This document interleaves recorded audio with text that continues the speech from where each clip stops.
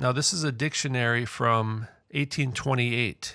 Easter or Austern, supposed to be from Austrae, the goddess of love or Venus of the North, in honor of whom a festival was celebrated by our pagan ancestors in April, whence this month was called Easter Monath, or it looks like Easter month, right? So April was called Easter month, but the word Easter comes from this goddess named Easter, and Easter is supposed by, this is like a medieval scholar, and others, to be the Astarte of the Zidonians. All right. Now, Astarte is also called Ashtoreth or Ishtar, Queen of Heaven. Okay. So this word we're looking at right here originated in about the 8th century AD.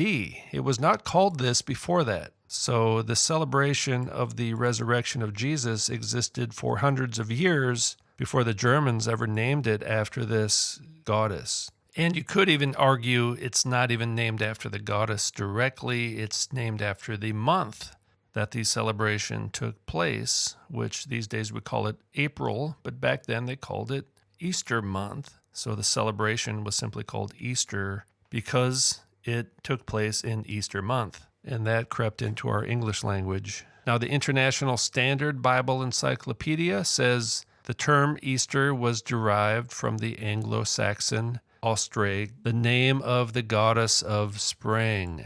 And that's what the month of April was named after that in German. In her honor, sacrifices were offered at the time of the vernal equinox. By the 8th century, the term came to be applied to the anniversary of Christ's resurrection. Before that, they didn't use this term. It makes sense that you could trace this back to Ishtar or Astarte or whatever. I believe for the most part, these goddesses are referring to the same entity. It's just pronounced differently in different languages, in different places over time. So that's where the word Easter comes from directly, is from this word here, which is a West Germanic spring goddess. She is the namesake of the festival of Easter in some languages. The pagan festival in honor of this goddess was basically taken over by the Christian festival, and they kind of kept the name. That's probably where the Easter eggs and the Easter bunny and all that stuff came into play. Theories connecting Austrae with records of Germanic Easter customs, including hares and eggs, have been proposed.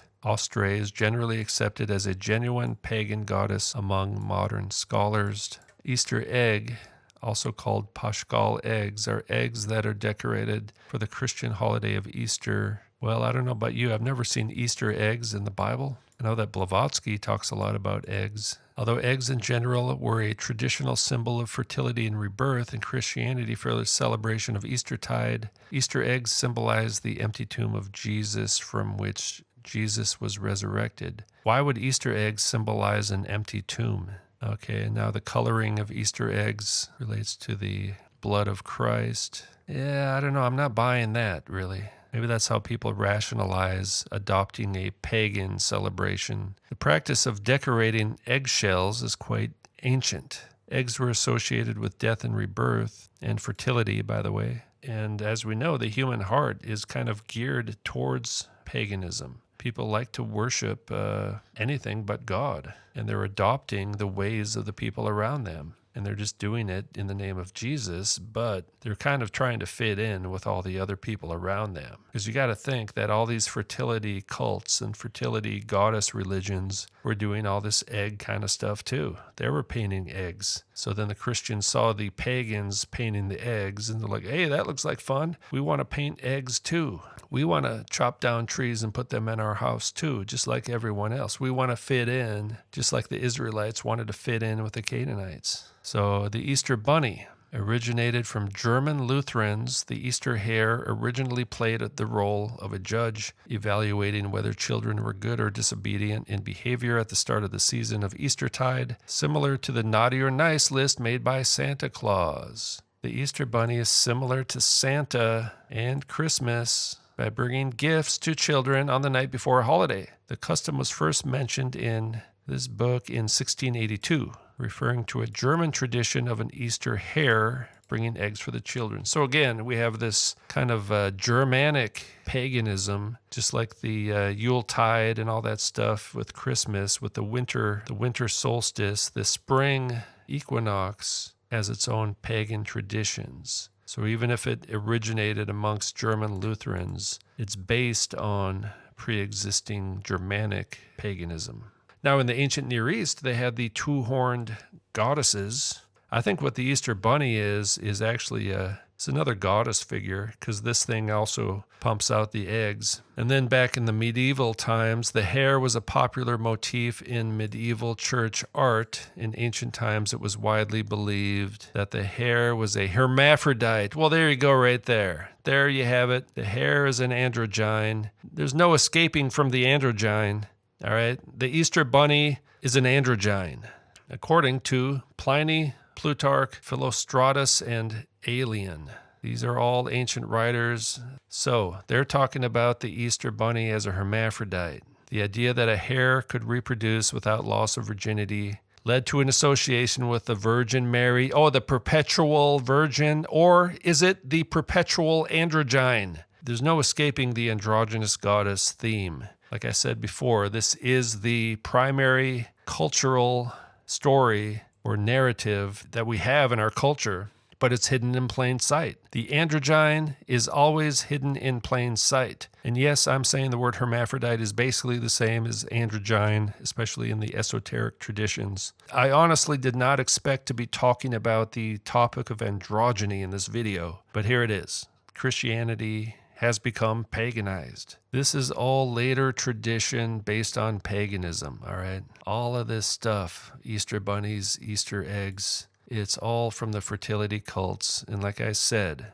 before I even saw this thing here, it all goes back to the androgynous gods and goddesses with the androgynous priesthood, the gender-bending cultic personnel, and they exist today. And I guess I'm not really allowed to talk about it. Now look at this. The hare was the sacred animal of Ostara, and there's our Austrae goddess again. So the hare is associated with this goddess. Connection between Easter and that goddess has been made by Jacob Grimm in his 1835 Deutsche Mythology. The hare is the true Easter beast, for he was once sacred to the European spring goddess, whom we have already met under her Anglo-Saxon name of Austrae, the West Germanic spring goddess. The belief that Austrae had a hare companion who became the Easter bunny was popularized when it was presented as fact in the BBC documentary Shadow of the Hare in 1993. A lot of Christians will say, oh no, Easter does not have anything to do with Ishtar. Well, it does have something to do with this one. The paganism in the Middle Ages in Germany has an origin as well. So it only makes sense it would go back to Ishtar. After Ishtar descended to the underworld, all sexual activity ceased on earth. The god Popsicle reported the situation to Ea, the king of the gods. Ea created the androgynes. All right, these are androgynes. All right, see, the androgynes rescued Inanna from the underworld. They saved the world. The androgynes saved the world. All right, that's what I've been talking about. This is what they believe. Ishtar has horns like a bunny. And I think that's what the Playboy bunny is. It's the androgynous goddess, all right? And of course, Ishtar has it's kind of a goddess of fertility, but also a goddess of war. It's kind of like Wonder Woman, basically. It's Wonder Woman, all right? The goddess of love and war. Just because paganism has entered into Easter doesn't mean that we should not celebrate the resurrection of Jesus Christ, which is a documented event.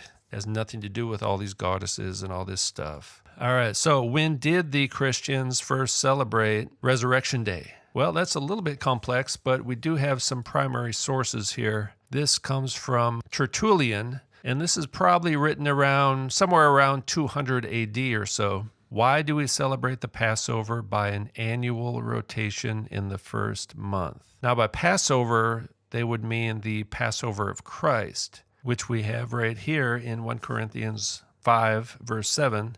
For Christ, our Passover lamb. Pascha is what it says. All right, so this is Pascha. And then he goes on to say they celebrated even the next 50 days leading up to Pentecost and all kinds of other things. And then we have another witness to it in Eusebius around 300 AD or so. And it was heavily debated as to when exactly they should observe this festival, because some people observed it on the 14th of Nisan at the actual Passover.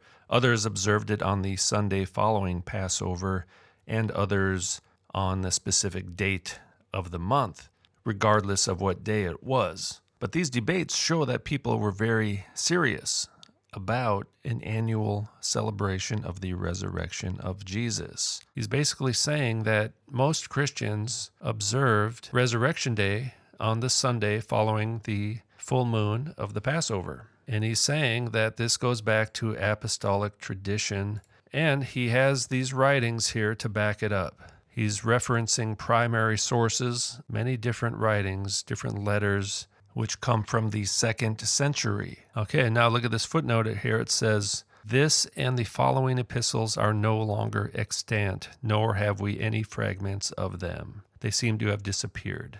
Unfortunately, we today do not have these primary sources, so it's really a matter of, do you believe Eusebius or not? Basically, they believed that the mystery of the resurrection of the Lord should be celebrated on no other but the Lord's Day. Now, the Lord's Day is Sunday, and he says they uttered the same opinion and judgment and cast the same vote. Now, you may be surprised to find out that the word Easter actually is in the King James Version of the Bible from 1611, and also in the Tyndale and Coverdale Bibles that came before it. In the International Standard Bible Encyclopedia, says that the word Easter is an anachronistic mistranslation of the Greek Pascha. So most languages in the world do not even call it Easter.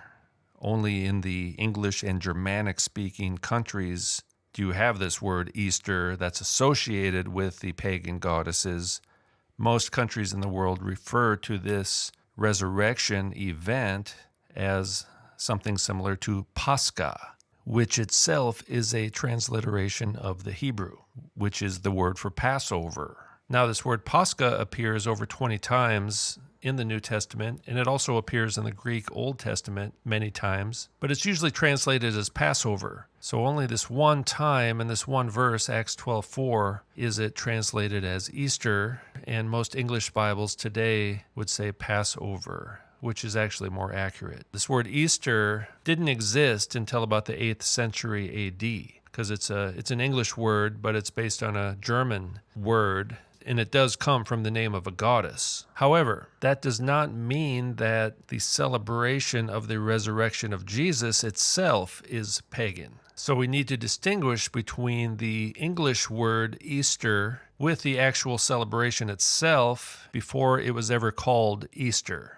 And as we know, there's a pagan version of Easter with the Easter bunny and the eggs. That comes from the fertility cults. See, the word Easter did not exist in the 1st century, and it didn't exist until about the 8th century. So now the Bible itself doesn't really say for sure, conclusively, that they celebrated some kind of annual Resurrection Day festival. But like I showed you, they did think of Jesus as the Passover lamb. Most of the early Christians were Jews. Everyone knew what Passover was, and the Jews knew when it was. So they did associate the death and resurrection of Jesus with the Passover in the 1st century. So they were doing something to commemorate the death and resurrection of Jesus. And we just saw Eusebius basically say that. Eusebius says, goes back to apostolic tradition. So I would say, for me, doing the communion on Resurrection Day, Sunday, makes a lot of sense. That's what we should be doing, because Jesus said, "Do this in remembrance of me." No Easter eggs, no Easter bunnies, no Easter basket,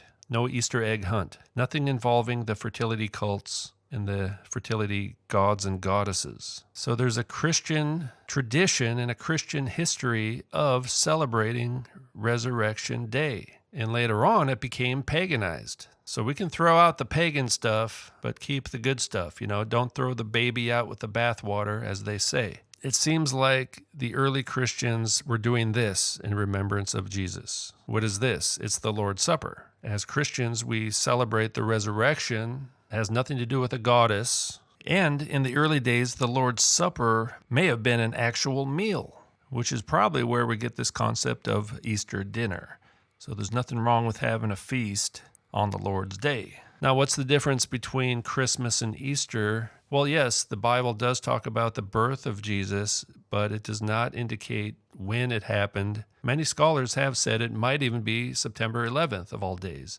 Either way, there's no indication that Christians celebrated the birthday of Jesus at all in the first few hundred years of Christianity. And then when they did begin to celebrate it, it was basically them taking on the pagan winter solstice celebrations. I've made a detailed video about this. Now, Resurrection Day, on the other hand, comes out of an actual event, and we basically know when it is. It's the first Sunday after Passover. The dating of Easter in the Gregorian calendar was based on the decision of the Western Church, which decreed that Easter should be celebrated on the Sunday immediately following the Paschal full moon. Now, the Paschal full moon is the full moon of Passover that fell on or after the vernal or the spring equinox. So it's the first Sunday after the first full moon after the spring equinox. The church also ordered that if this full moon fell on a Sunday, the festival should be held 7 days later. And that's exactly what is happening this year in 2025. The full moon actually falls on a Sunday, which I believe is April 13th. That's why Resurrection Day is on April 20th in 2025. So that's how Resurrection Day is calculated, and that's why it's always a different date every year. Although this year, the Eastern Orthodox churches also celebrate Easter on the 20th, even though they use the Julian calendar, which is quite rare for them to celebrate it on the same Sunday as the Western Church. Now, at the Council of Nicaea in 325 AD, there was an agreement to celebrate the resurrection of Christ on the Sunday following Passover or the Sunday following the first full moon after the vernal equinox. But then after the Gregorian calendar was implemented, things fell a bit out of whack with the Eastern Orthodox Church. But generally speaking, Easter falls between March 22nd and April 25th every year. And it's a bit complex because the calendar itself is quite complex. You're dealing with the solar calendar and the lunar calendar.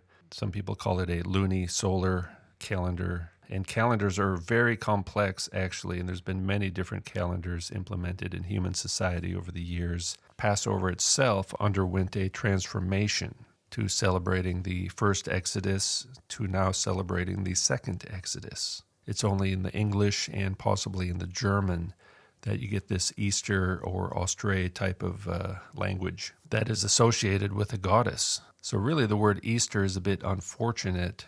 It should never have really been called Easter. That came around the 8th century in German.